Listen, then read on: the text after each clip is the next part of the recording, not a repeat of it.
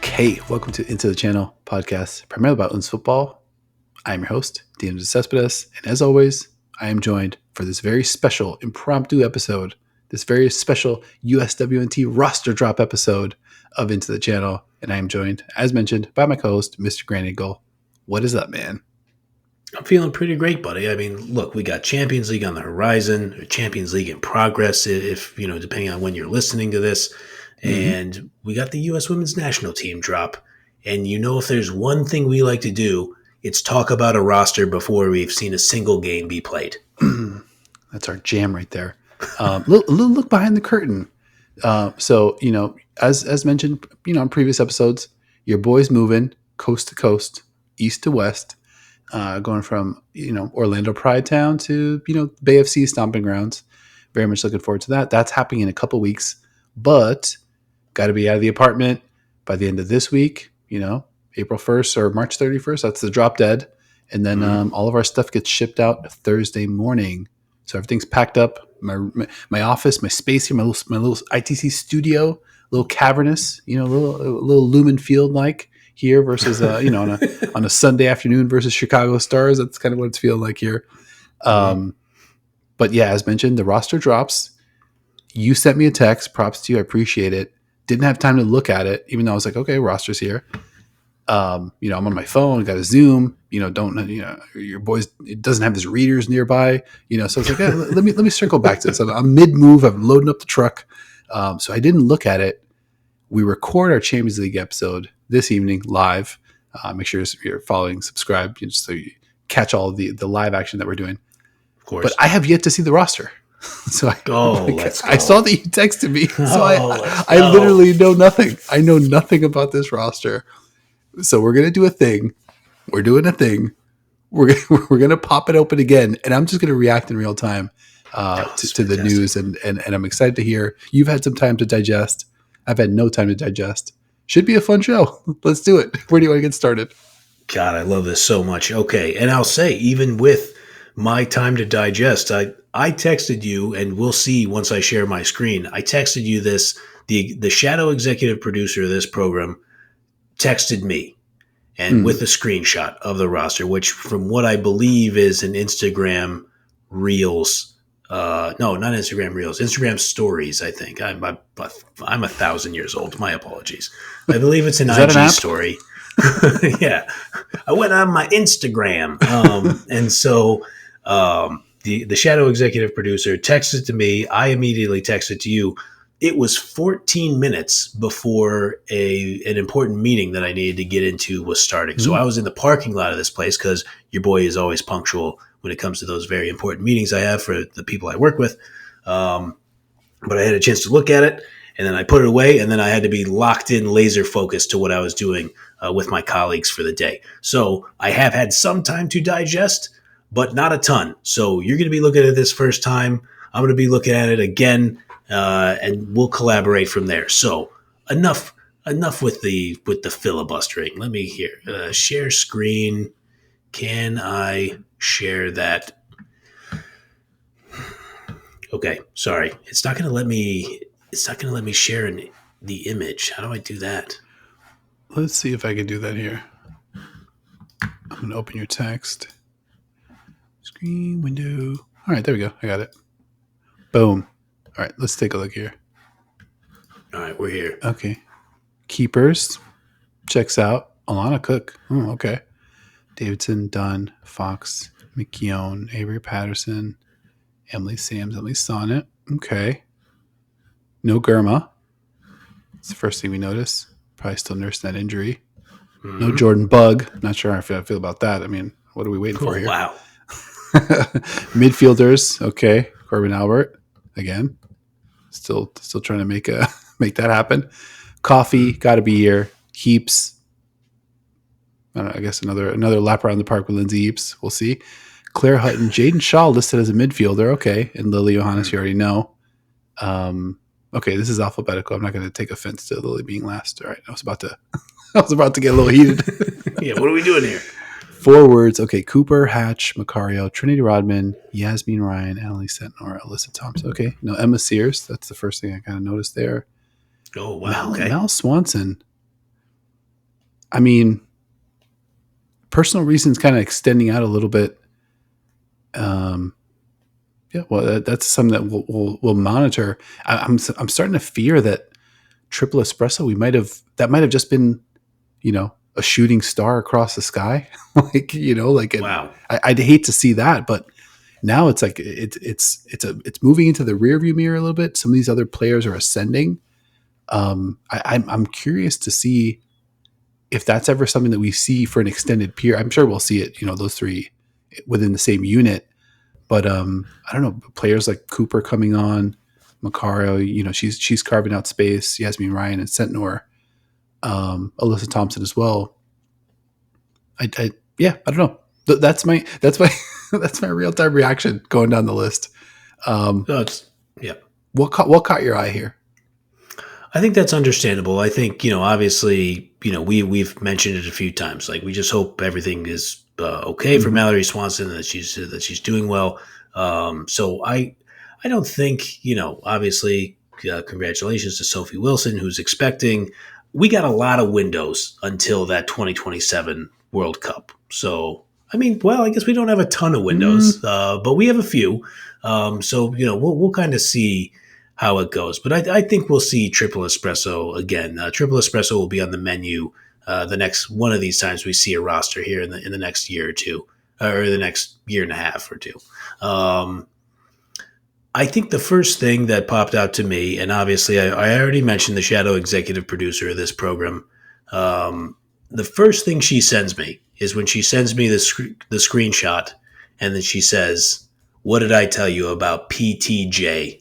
mm, Fallon Tullis Joyce, the shadow executive producer's favorite American goalkeeper, love it. 11 clean sheets this WSL season for Manchester United, those Red Devils. Wow. Um, I love this as a pick. 11 clean sheets out of 17 matches played.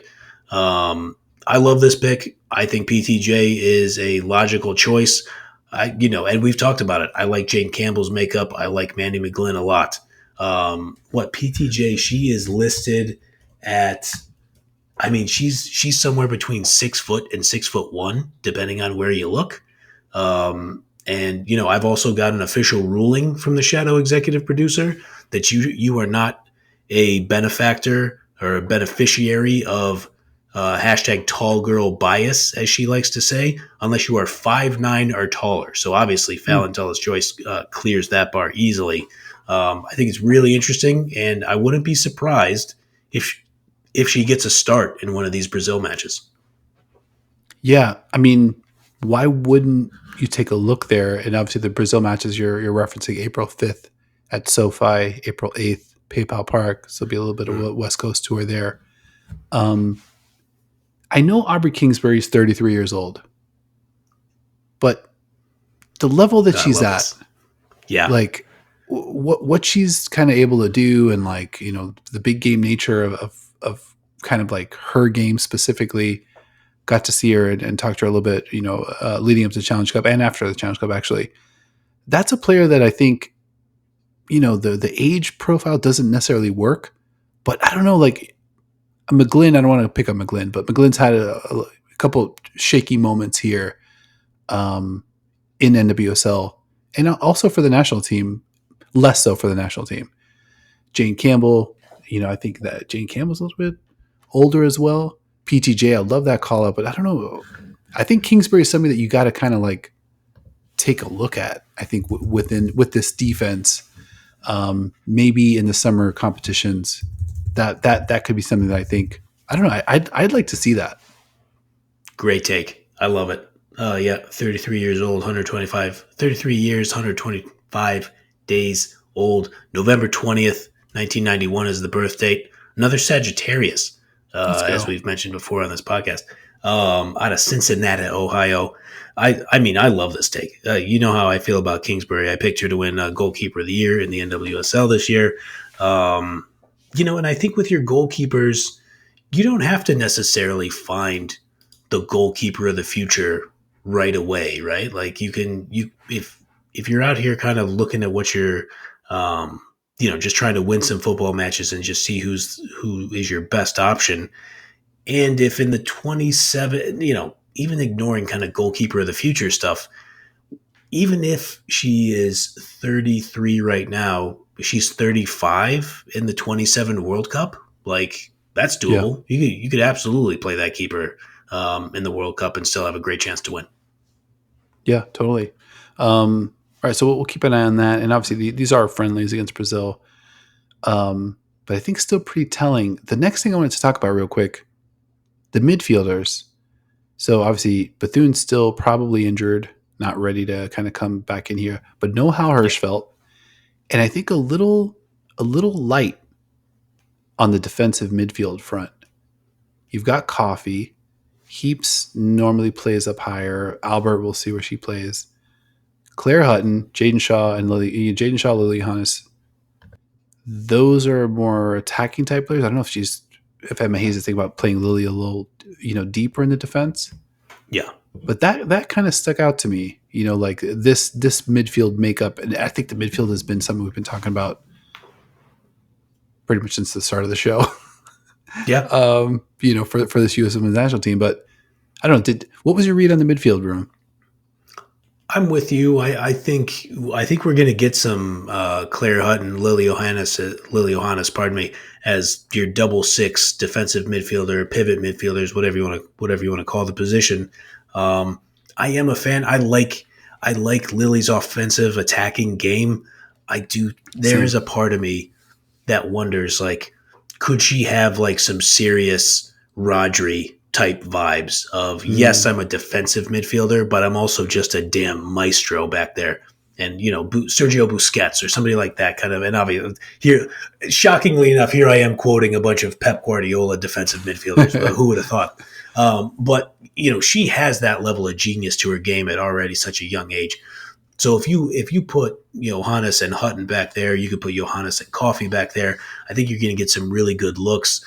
Um, you know, Kat Macario is listed as a forward. I think we know that in a lot of cases she's probably going to play number 10.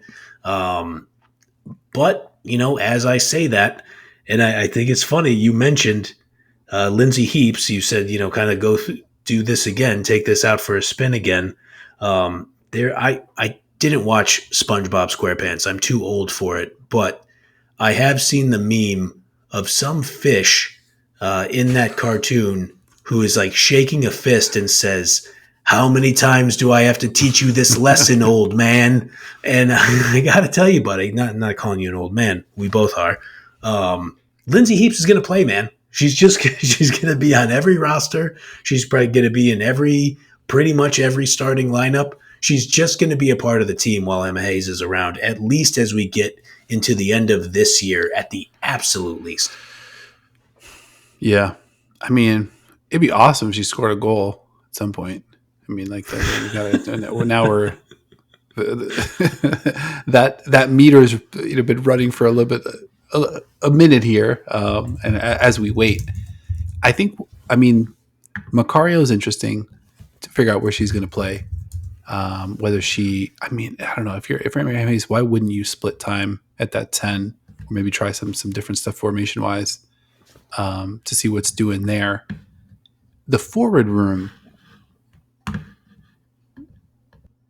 looking at it real quick. Okay, Cooper, Hatch, Macario, Rodman, Yasmin, Sentnor, Alyssa Thompson. Feels a little bit.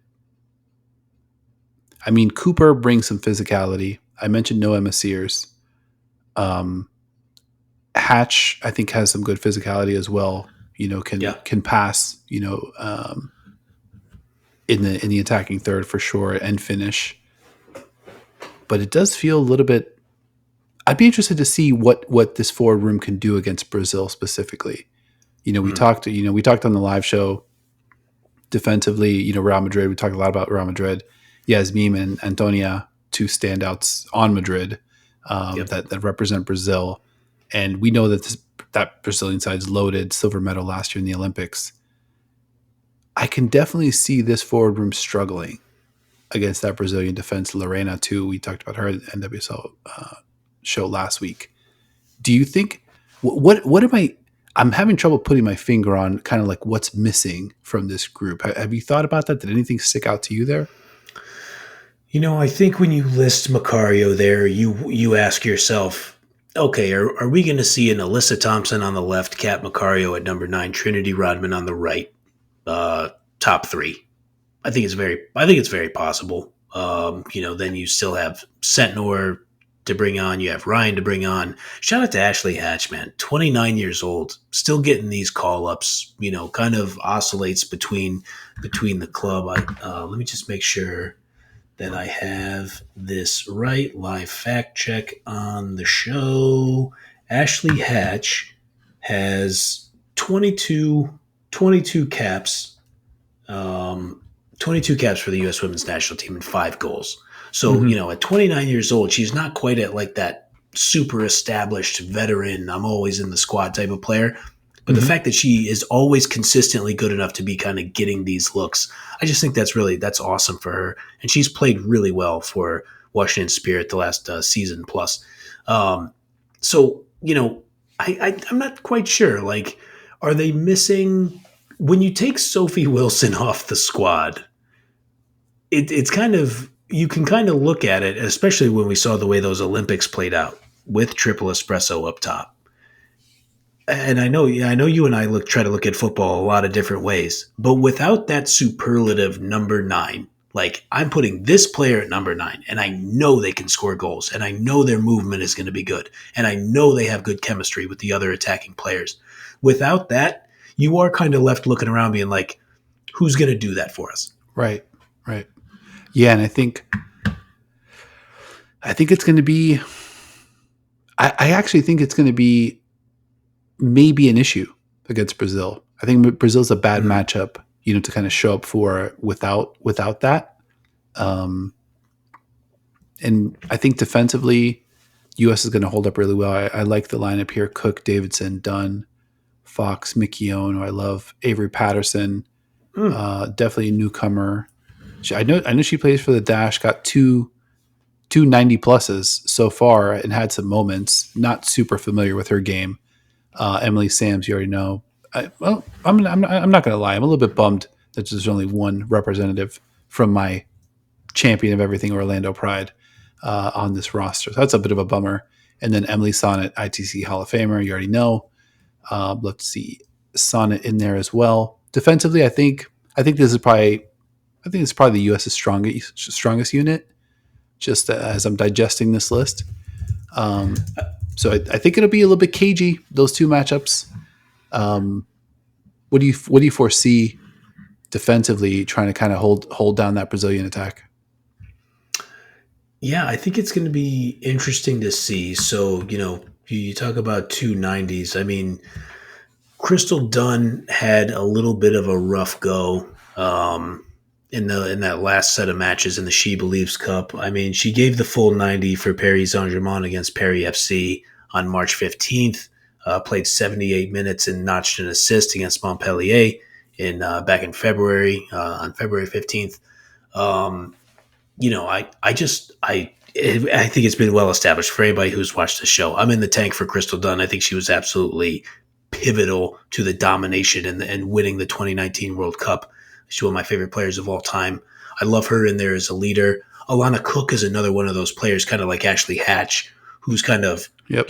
been in the national team mix and then been out of the national team mix, and you kind of wondered, is this player ever going to make their way back in? And Alana Cook has comported herself well since leaving Seattle Reign FC and heading to Kansas City Current, because it kind of helped stabilize their defense really in some ways. Um, so, you mentioned Tara McKeown. I think it's becoming apparent that McKeown is an Emma Hayes type player at this point. I Mm. think we could safely say that her toughness, her ability to play on the ball, it's well reported that she's a former attacking player. So yeah, I think the defense is strong. Brazil has a lot of dynamic and genius players, though. So I think we should be in for two exciting matches up and down the California coast. Definitely looking forward to it. Do we know if the Brazil roster dropped? I was actually wondering the same thing. This is the beauty of us doing a show when we're both busy and working a lot. Let's see. Let's see. Let's see. Because I mean, they've got a lot of options. Obviously, Caroline cooking, Dabinia cooking in the NWSL. So they've got players that are doing damage all over the place. And you mentioned, you mentioned Yasmin and Antonia for Real Madrid. Tarciane got some minutes. I think she might have played like around a half hour in Lyon's dominating 5-0 win over Saint Etienne, and Let's go. had an important block in that. Not important in the sense like Lyon was ever in danger of losing the match, but an important block in the sense of Saint Etienne almost had a shot on goal, and Tarciane snuffed it out on their way to that big win. So, you know, Barcelona, when they come to the United States, they're going to give you a dogfight every minute of the full 90. So it'll be all 180 minutes. Barcelona's going to be coming in there looking to, to knife you essentially, to get the win, to walk out of there with their heads held high. I also think, you know, these might, and somebody please correct me if I'm wrong in the comments, since Marta's international retirement, I think these will be their first two matches in the good old US of A, since the greatest player of all time has retired from their national squad. So it's going to be interesting to see. Yeah, and I think maybe I don't get more than one Orlando player on this U.S. team, but I don't know. Who knows? It doesn't look like Brazil's announced yet, but I don't know. Maybe Angelina's in the mix. Rafaela is in the mix. Maybe we'll see. Should be. Maybe Marta unretires. Would love to see that. Adriana, maybe they'd let her out of Saudi Arabia to go back and take part. Either way, should be a great couple matches. Definitely looking forward to that. All right, man. I appreciate you. I definitely appreciate you hopping on short notice to kind of break down this roster news. But with that said, anything else you want to hit before we get out of here? I mean, I want to make one more shout out here, and it's well established. We've been talking about Lily Johannes since we were covering last year's Champions League, and she was jumping off the screen there.